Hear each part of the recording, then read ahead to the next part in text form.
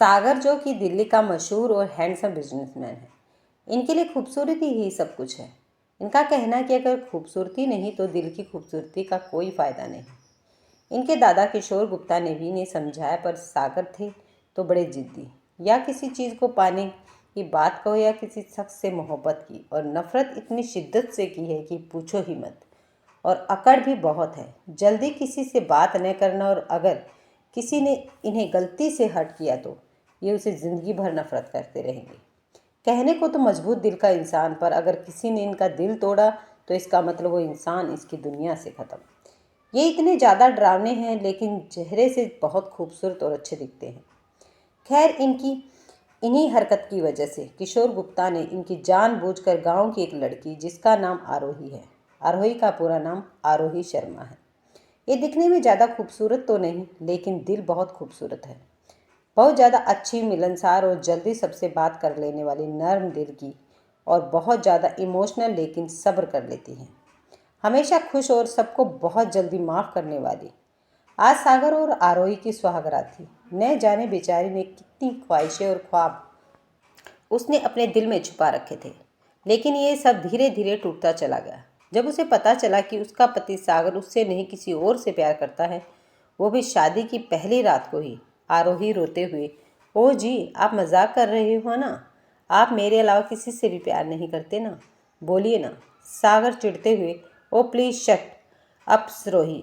मैंने तुम्हें कितनी बार समझाया है कि मेरी गर्लफ्रेंड है, जिसके साथ 4 साल से मैं रिलेशनशिप में हूँ। आरोही ने रोते हुए कहा, तो क्यों की आपने मुझसे शादी?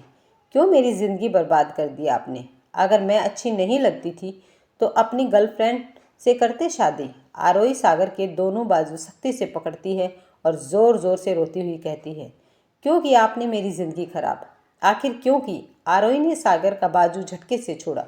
रोते रोते ज़मीन पर गिर गई और बेड पर बिखरते लाल गुलाबों पर लेट गई और रोने लगी। तभी अचानक से उसके कमरे का दरवाज़ा किसी ने खटखटाया। आरोही ने फौरन अपने आंसू पोंछे और अपनी हालत ठीक की, और कमरे की भी हालत ठीक की, ताकि किसी को कुछ मालूम न पड़े। उसने दरवाज़ा खोला तो वहाँ उसकी सास यानी सागर की मम्मी विमुक्त गुप्ता आई। विमुक्त गुप्ता ने कहा, बेटा तुम ठीक तो हो ना?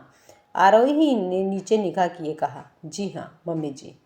विमुक्त गुप्ता असमंजस होकर, तो ये चीखने चिल्लाने की आवाज़ कहाँ से आ रही थी? आरोही झूठ बोलते हुए, पता नहीं। विमुक्त आरोही के सिर पर हाथ रखते हुए, बेटा ध्यान रखना अपना। आरोही ने हाँ में सिर हिलाया और विमुक्त जी भी वहाँ से चली गई। आरोही ने दरवाज़ा बंद किया और गहरी सांस लेने लगी। इस वक्त आरोही के दिल का दर्द वही समझ सकती थी। कल दोपहर ऐसे तो वो बंगला जैसे ही घर था और वहाँ बहुत नौकर चाकर थे, पर आरोही की जिद थी कि वो खाना पकाए। वो ससुराल में अपने मिलनसार अंदाज और दिलचस्पी बातों की वजह से सबकी चहेती बन गई। वहीं विमुक्त जी को आरोही के ऊपर रहम आ रहा था। उसे भी पता था कि उसके बेटे का कहीं और अफेयर है, लेकिन उसे लगा कि आरोही को पता नहीं होगा। लेकिन आरोही का तो दिल पहले से ही टूटा हुआ था, लेकिन झूठी मुस्कान अभी भी चेहरे पर सजाए हुए थी। विमुख जी भी आरोही की मदद करने के लिए किचन में आई। विमुख जी आरोही से प्यार से कहती हैं, कितना काम करती हो तुम, अब बस भी करो। आरोही ने मुस्कुराते हुए कहा, अरे मम्मी जी, आप क्यों किचन में आई? मैं काम कर लूँ। विमुक्त आरोही, कोई ज़रूरत नहीं है काम करने की, नौकर चाकर तो है ना? आरोही ने मुस्कुराते हुआ कहा, लेकिन अब आपकी बहू आ गई है। तो विमुक्त आरोही से झूठी नाराज़गी दिखाते हुए, ये क्या बहू? आरोही मुस्कुरा देती है और विमुक्त जी की प्यार से बाजुएं पकड़ती है और मुस्कुराते हुए कहती है, अच्छा बाबा बेटी, बस खुश। विमुक्त मुस्कुराते हुए आरोही को गले लगाती है और कहती है, ये हुई ना बात। और दोनों हंसने लगती हैं। फिर दोनों काम में उलझ जाती हैं। ऐसे ही दिन गुजर जाते हैं और आरोही की शादी को 1 महीना बीत जाता है। आरोही को सागर के घर वालों का तो बहुत प्यार मिलता है, लेकिन सागर के लिए उसके दिल में नफरत भी बरकरार थी। आरोही को बहुत दुख होता है, लेकिन वो सब्र करती है और झूठी ही सही पर मुस्कान चेहरे पर सजाए रखती है। एक दिन सागर अपनी गर्लफ्रेंड प्रिया से मिलता है। सागर प्रिया के गले लगता है। Hello baby, what a matter? मेरी ज़रूरी मीटिंग थी, क्यों बुलाया तुमने मुझे अपने घर? प्रिया ने सागर से सख्ती से कहा, ये क्या है सागर, हमारे रिलेशनशिप को 4 साल हो गए हैं और तुमने मुझसे इतनी बड़ी बात छुपाई कि तुम्हारी शादी हो गई है।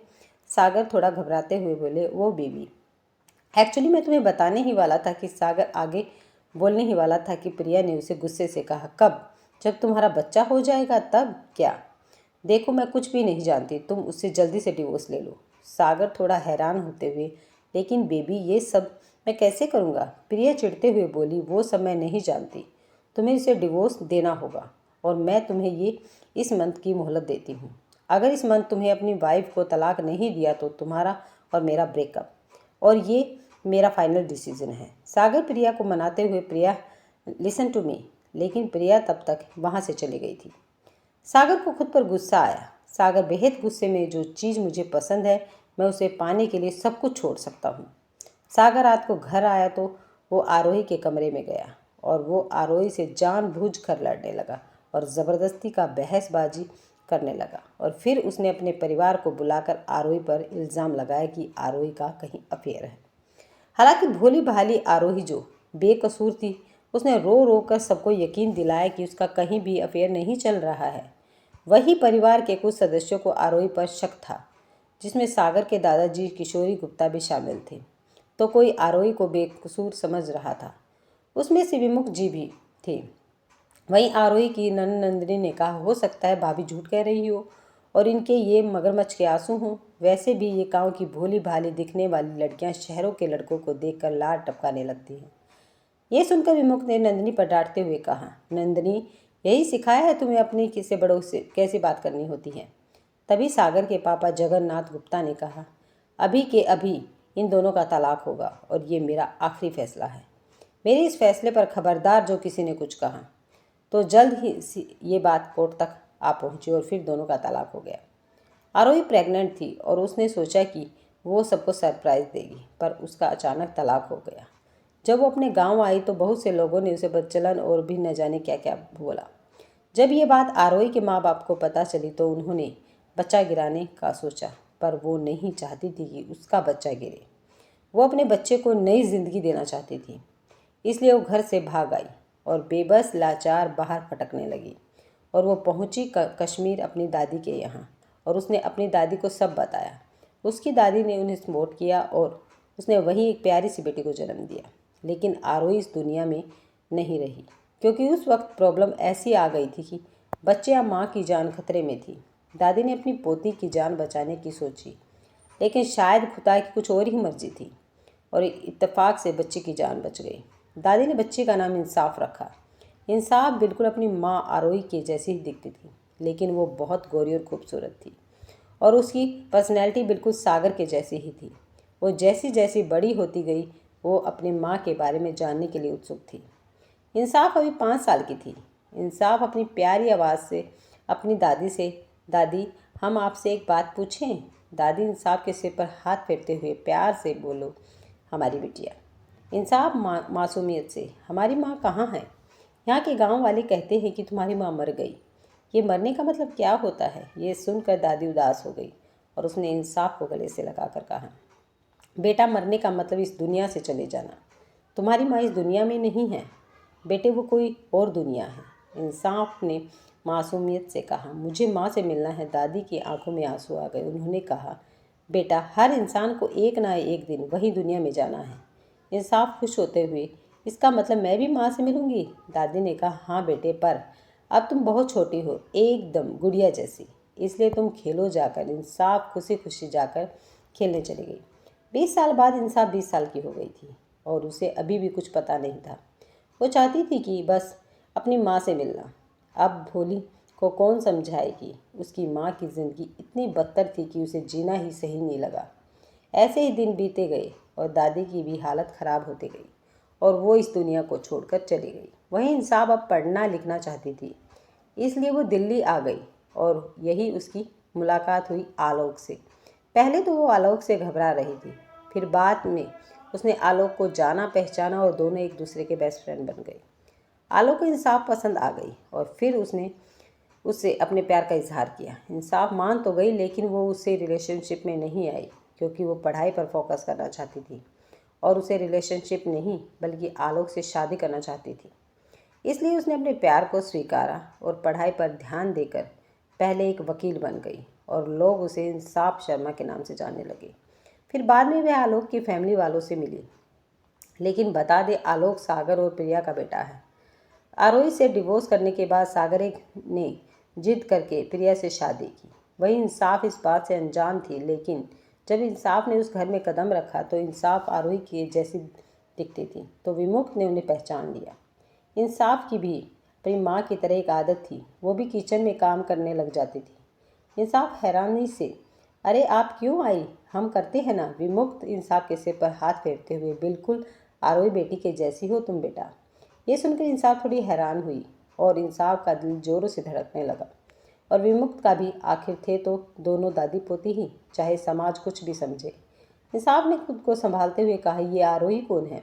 विमुक्त ने आरोही के बारे में सब कहा। शाम को अपनी माँ की याद आ गई। दादी ने भी उसकी माँ के बारे में ऐसा ही कहा था। इंसाफ को शक हो रहा था कि इस घर की बहू उसकी माँ थी, इसलिए उसने शक क्लियर करने के लिए कहा, इंसाफ विमुक्त से, क्या आप हमें आरोही चाची की फ़ोटो दिखा सकते हैं। विमुक्त ने कहा, मेरी बहू को हमेशा याद करती हूँ और उसकी फ़ोटो मेरे फ़ोन पर है। विमुक्त ने आरोही की फ़ोटो दिखाई और इंसाफ का दिल जोरों से धड़क रहा था।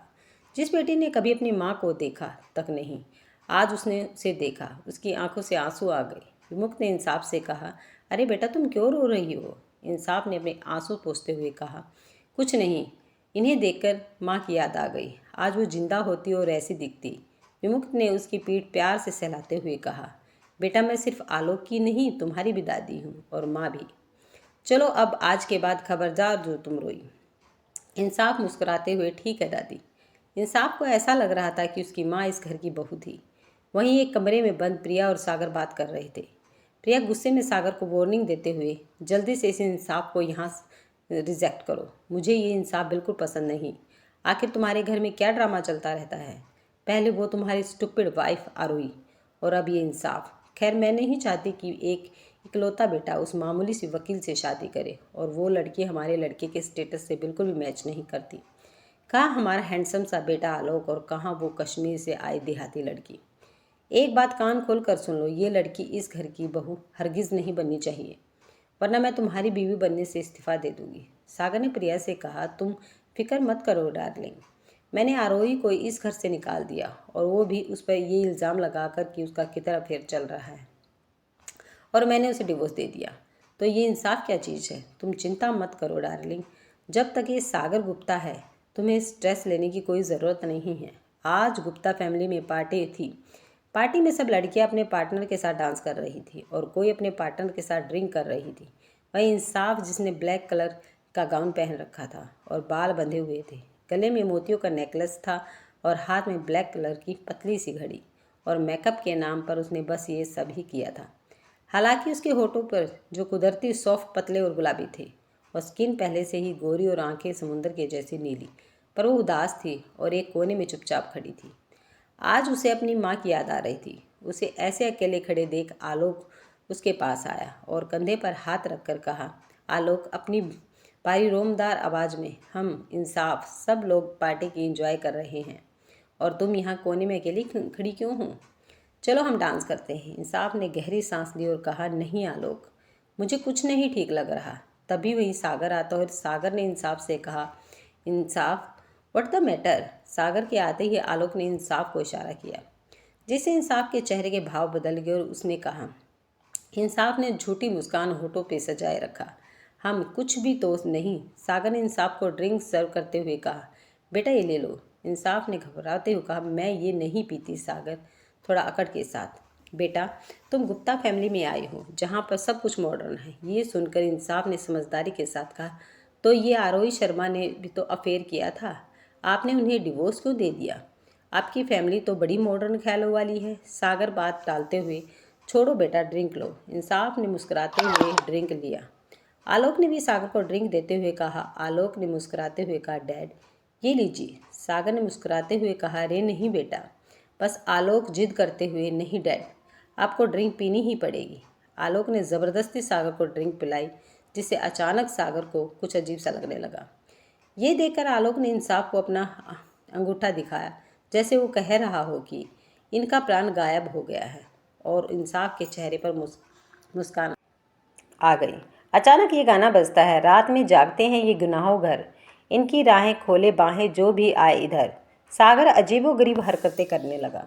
उसकी आंखों के सामने आरोही का चेहरा आने लगा। उसने उसे जितना तंग किया था, जितना तड़पाया था, आज वो उस ड्रिंक को पीकर उतना तड़प रहा था। वहीं आलोक और इंसाफ एक दूसरे को ताली मारते हैं। ये गुमराहों का रास्ता, मुस्कान झूठी है, पहचान झूठी है। तभी अचानक से सागर नशे में आवाज़ देता है। सागर अपने कान पर हाथ रखते हुए चिल्लाते हैं, बंद करो ये स्टूपिड सॉन्ग, स्टॉप। वो गाना बंद हो जाता है। किशोर जी ने गुस्से में सागर पर चिल्लाते हुए कहा, सागर ये क्या बदतमीजी है। सागर किशोर से बदतमीजी से बात करते हुए नशे में चुप कर, बूढ़े तेरी ही वजह से ये सब हो रहा है। विमुख जी वहाँ आती है और कहती है, सागर ऐसे बात करते हो बड़ों से। सागर ने कहा, मैं सही कह रहा हूँ माँ, इस बूढ़े की वजह से सब कुछ हुआ है। अच्छा भला मैं प्रिया से रिलेशनशिप में था, इस बूढ़े ने शादी से इनकार कर दिया, कहा वो अच्छे खानदान से नहीं है, और जो खुद ने वो गांव की लड़की मेरे लिए आ गई, उसका क्या। इस बूढ़े की वजह से मैंने प्रिया से शादी करने के लिए। सागर आगे कुछ बोलने ही वाला था कि प्रिया वहाँ आ गई और उसने सागर का मुंह बंद कर दिया। वो सच बताना नहीं चाहती थी, शायद इसलिए उसने ऐसा किया। प्रिया सागर का हाथ खींचकर रूम में ले गई। वहीं सारे मेहमानों के सामने गुप्ता फैमिली की बेइज्जती हो गई। वहीं रूम में प्रिया ने सागर से कहा, प्रिया सागर पर चिल्लाते हुए, यू आर मेड सागर, अगर तुम हमारा राज पूरा खोल देते तो आज उस बूढ़े की वसीयत और इस घर में भी बेदखल हो जाते। सागर ने नशे की हालत में कहा, जो कहा सच ही तो कहा मैंने। आरोही पर मैंने इल्ज़ाम लगाया कि उसका अफेयर है और तब उसने डिवोर्स ले लिया।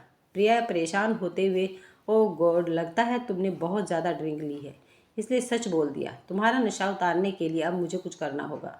ऐसे ही कुछ समय बीतते चले गए। अब प्रिया और सागर ने जैसे आरोही के साथ किया था अफेयर का इल्ज़ाम, ठीक वैसा ही इंसाफ के साथ किया। लेकिन इस बार सब लोग हैरत में थे, क्योंकि इंसाफ वकील थी और वो ऐसा कैसे कर सकती थी। और ये हर न्यूज़ चैनल पर ये खबर आ गई।